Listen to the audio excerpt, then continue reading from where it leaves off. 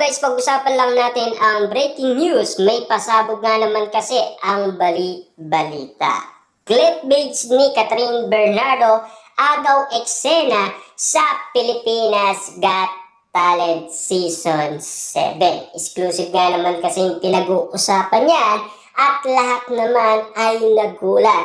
At ang katanungan dyan, ano kaya ang say ni Daniel Padilla sa nangyayari umano ngayon kay Catherine Bernardo? Na alam naman natin kasi kung sakasakaling pumayag na si Daniel Padilla sa ginagawa umano ni Catherine Bernardo dahil yan ang kanyang kaugalian.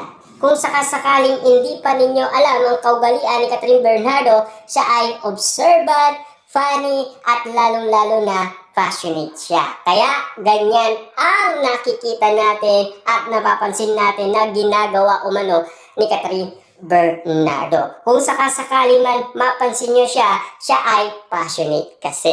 At ayon umano sa balibalita, maraming fans at netizens ang napawaw nang lumabas si Catherine Bernardo sa stage ng third semi-finalist night ng Pilipinas Got Talent Season 7 noong Sabado ng gabi.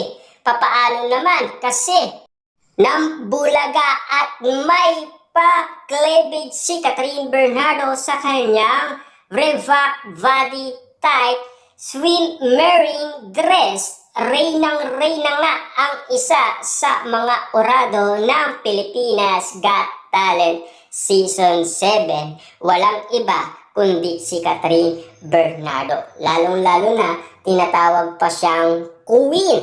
Na alam naman natin kasi gustong-gusto rin kasi ni Catherine Bernardo na tinatawag siyang queen. Dahil alam naman natin, yan ay kinagulat ng karamihan. Dahil nag-post nga naman kasi si Catherine Bernardo at lahat naman ay nag-react kumano sa nasabi ni Catherine Bernardo. Lalong-lalo na kasama niya noon si Ladine Lustre sa kanilang endorsement. At ayon pa sa agaw eksena talaga ang cleavage ng ex-girlfriend ni Daniel Padilla.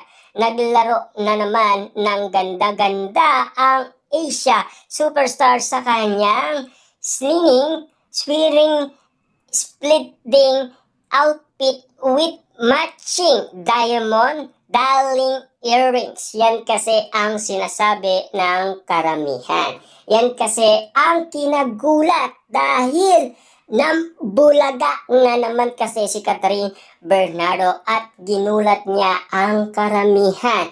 Dahil alam naman natin kasi ayaw magpatalo ni Catherine Bernardo sa kanyang kagandahan. Para nga naman kasi mapansin muli siya ni Daniel Padilla. Yan kasi ang mga pinag-uusapan na baka daw magpapapansin siya kay Daniel Padilla. Na alam naman natin kasi parang may ibig sabihin ang sinasabi umano ng mga netizens at mga sawsawerang kapitbahay sa ginagawa umano ni Catherine Bernardo. Kung ganyan lang ang ginagawa ni Catherine Bernardo, siguradong kikiligin at kikiligin si Daniel Padilla.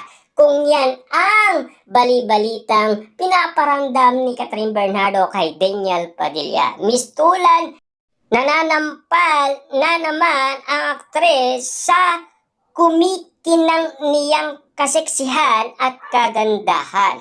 Napasana all na nga lang ang ibang girl sa online, sa social media. Kakaiba nga naman kasi ang datingan at kagandahan at kaseksihan ni Catherine Bernardo na pinag-uusapan ngayon dahil kinagulat nga naman kasi ng karamihan. Papaano nga naman kasi kinagulat ba yan ni Daniel Padilla? Yan kasi ang inihintay nilang update kay Daniel Padilla. Tahimik man si Daniel Padilla pero alam naman natin kasi ramdam yan ang kilig. Dahil hanggang ngayon, napakaganda pa rin ni Catherine Bernardo at nananatili pa rin siyang sexy. Pero si Daniel Padilla nga naman kasi, inalagaan niya kasi si Catherine Bernardo noong lockdown. At tumaba talaga siya ng sobra-sobra. Kaso nga lang kasi, 2020, gusto niya magpa-sexy at magbawas ng timbang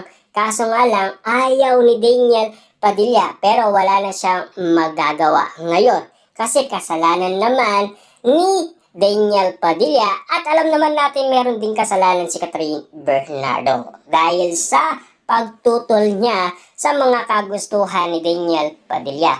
Mukhang todo ng araw ni Kat ang pag-aura dahil malalapit na ang pagtatapos ng Pilipinas Got Talent Season 7.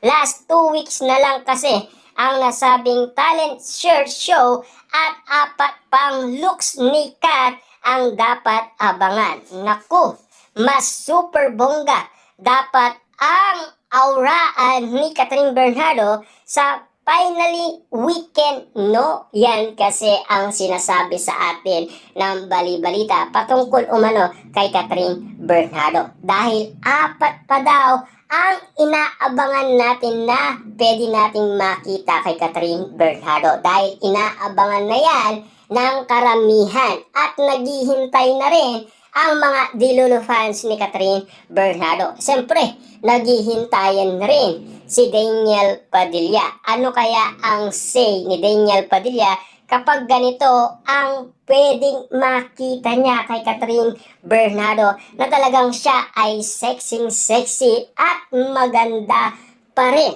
Pero super ganda talaga niya at reynang-reyna. Ika nga ng iba, Diyosang-Diyosa talaga sa kagandaan si Catherine Bernardo. Yan kasi ang mga pinag-uusapan at yan din kasi ang sinasabi ng karamihan. Siyempre alam naman natin, marami mang kinikilig, pero mas kinikilig dyan si Daniel Padilla. Kahit tahimik lang yan, nanonood pa rin yan. Kasi ini-stalk niya nga rin si Catherine Bernardo. Nagsalita na si Daniel Padilla at umamin na kasi siya, 'di ba?